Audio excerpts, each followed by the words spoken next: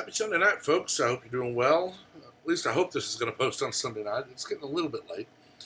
But something has popped up on my social media experience once again. And it brings up an interesting point in my mind from a sociological and psychological point of view. I've done a video before on how comic books and things like that are used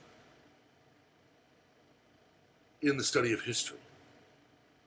We can look at 1938, Superman. The country had just come out of a Great Depression, but we were a year before the spark of World War II. Captain America, Marvel, fighting in World War II. The world's first super soldier, specifically designed to rally the country behind the troops. It's funny that in that movie, there are several scenes of Steve Rogers selling war bonds.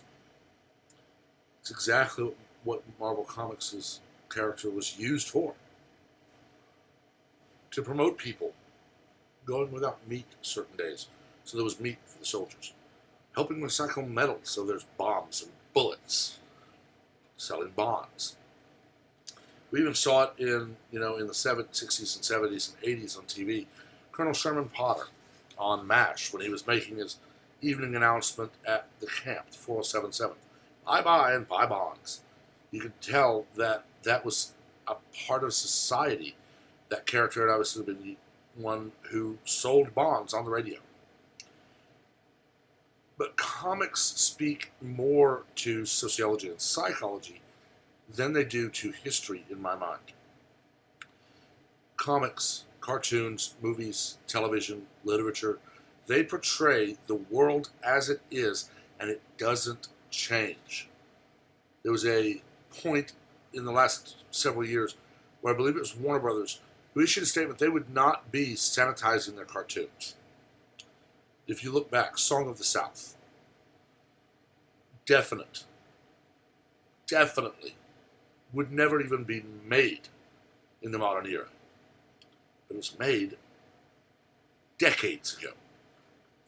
And it reflects the society at the time it was made. When we look at remakes of movies, rebooting of TV shows, you get to see how the sociological mores, the social mores, and the psychological mindset of people has changed since the original telling of that story.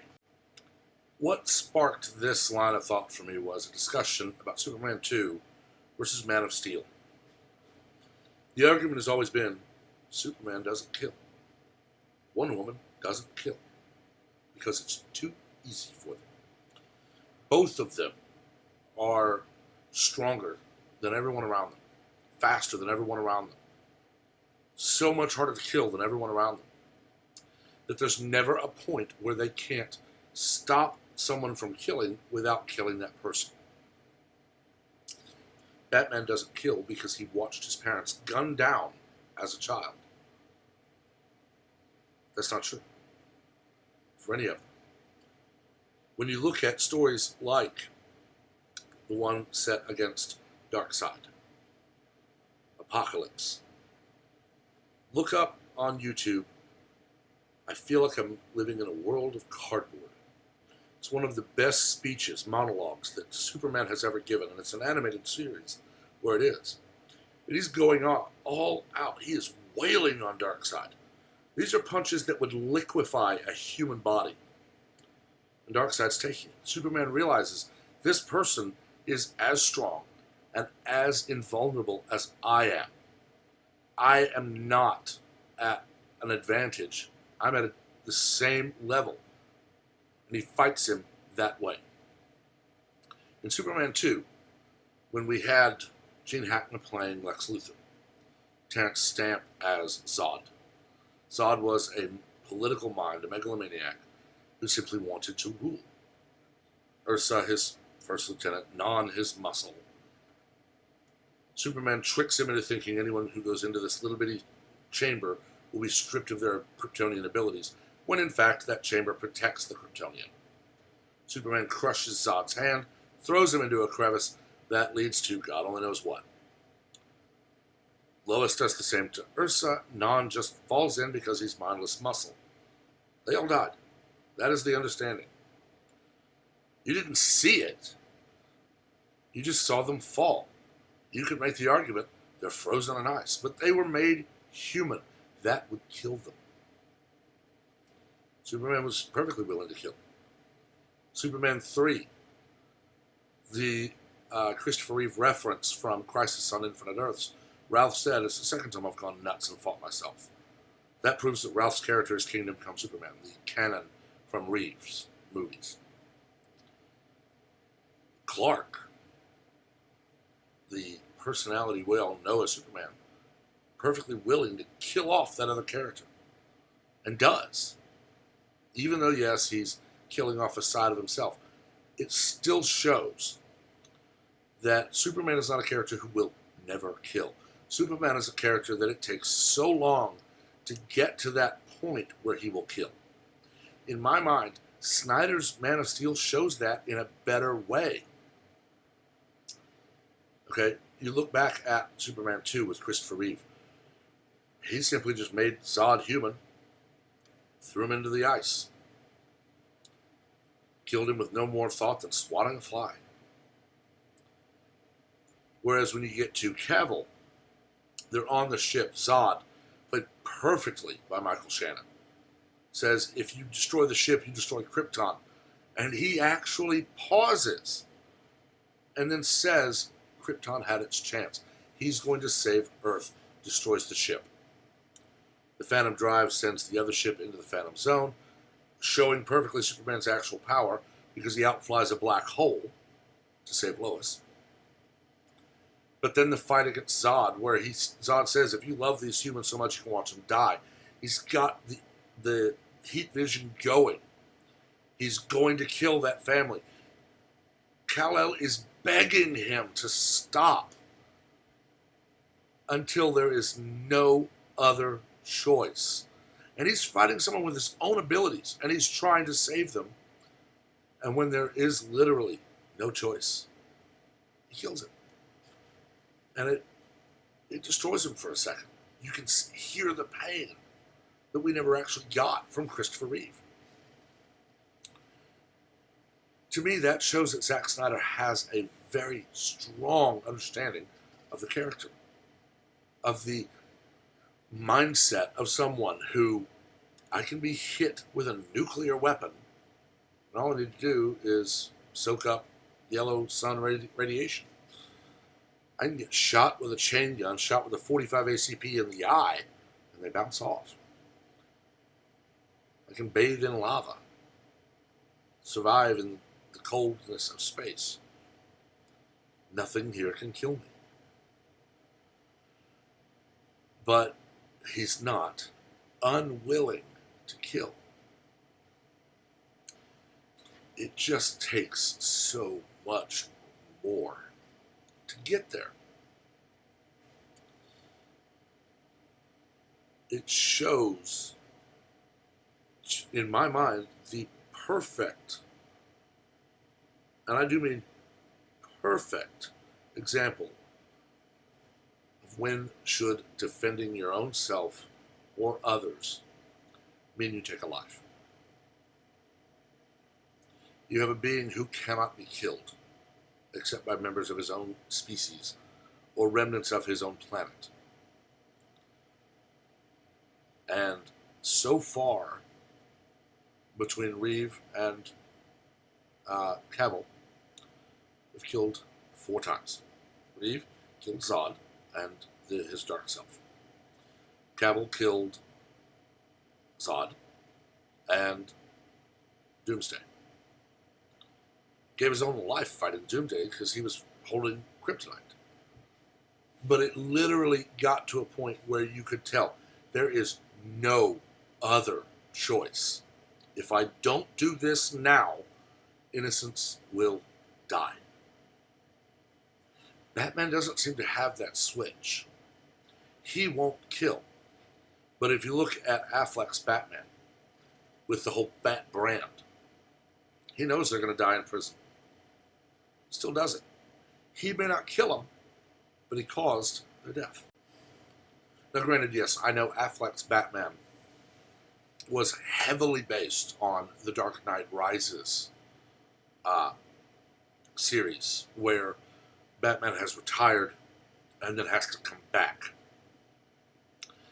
I don't like that they used that one. The comics purist in me says that Clark, Bruce, and Diana have always been within a couple of years of each other in age. You know, Bruce was 10 when his parents died. Cal would have been about 9 or 10 at that point. Diana would have been 9 or 10 at that point. They are contemporaries. In this movie, Diana was already an adult for many years when World War I was breaking out. Bruce was born roughly to be my age, maybe a few years older, so early 70s, with Batman vs. Superman being set in this era. Whereas Cal would have been arriving on Earth in, say, the mid-90s or early 90s. So it puts that age difference in that I don't like, but I can deal with. But it shows the social mores. It shows Diana, a warrior. Okay? You look at that scene from Gal Gadot's first Wonder Woman movie. Right now, the only one that she's got where she is the titular character. But when the army makes it to the shores of Themyscira, they're killing them right and left. There is no, we're stronger, we can't. No, it's just warriors. Battle. Go. They do. But when she gets to the battlefield, even Dr. Poison, she's not willing to kill. Other than Ares. Her goal is to kill the god of war. Anyone else, she's going to do all she can to save him. Whereas Steve Trevor is a soldier. Granted, a spy, but a soldier. He realizes that in war, people die. It's something that gets twisted, I think. And I just wanted to discuss it for a little while, kind of air my thoughts out, get your opinions on it. I mean, this came up in, 10 years ago, 12, 15 years ago, when Captain America, First Avenger, and then Winter Soldier came out. Right after Winter Soldier came out, people said, see, Captain America doesn't use guns. Wrong. Captain America is perfectly willing to pick up an M16 or 1911 Colt or any firearm and fight his enemies. But when he's in a civilian environment, he does all he can to not use firearms, because that could cause injury or death of non-combatants. Go back and watch First Avenger. Knocks a guy out of a tree 30 foot up.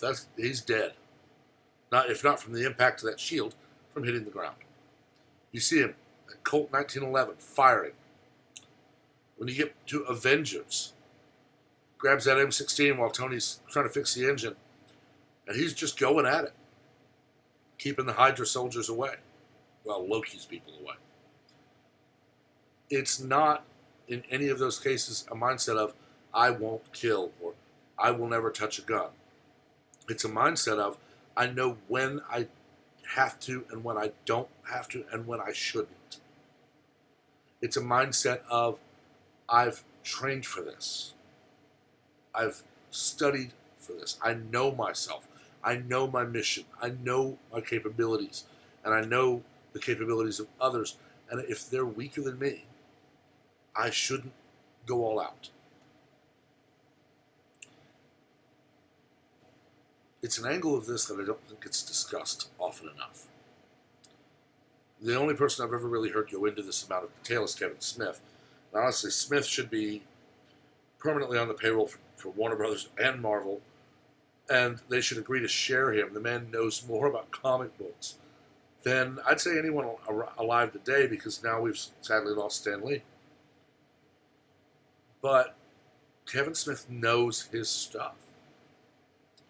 And they bring him out to the set, and he talks about things with them. But he should be a consultant for any comic book movie out there. Say maybe Deadpool, where it's really just how far can we push the envelope and still be funny. But Deadpool is definitely a conversation for another time. Let me know what you think. Where do you stand on the whole won't kill or just takes so much longer to push that button? Remember, though, be civil. We're here to talk, discuss, dissent, and debate, not scream and yell. This is not a left or right, liberal or conservative thing. This is comic books. I have several friends of mine that I love discussing comic books with. And I know that between all of us, none of us are the same mindset politically. We don't bring politics into it. We talk about comic books. It's a fun conversation. I mean, you can tell by the shirt, I am definitely a comic book junkie. But let me know what you think, and we'll continue the discussion. Please remember to like the video, give it a share so we widen the conversation, subscribe and turn on notifications so you're aware of all new content as it posts. And until next time, everyone have a wonderful day.